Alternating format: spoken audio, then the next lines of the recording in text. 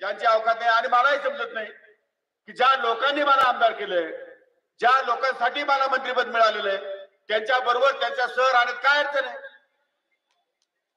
तेव्हा त्यांच्यासाठीच जर काम असेल, मला नागपूरच्या अधिवेशनामध्ये 5 गाड्या आल्या, त्यामध्ये 5 गाड्यामध्ये 4 गाड्या पोलिसांच्या होत्या संरक्षणाला, एक गाडी मला होती, त्याच्या बाजून तुम्हाला 2-5 गाड्या असतील तर पाठवतो. मी म्हटलं कशाला पाहिजे मला एवढ्या गाड्या, मला एकच गाडी द्यायची, बाकीच्या गाड्या घेऊन जा तुमच्या. मला सिक्युरिटी दोघं, मी कोणाचं वाईटच केलं नाही तर माझं कोण वाईट करेल? मला गरज नाही.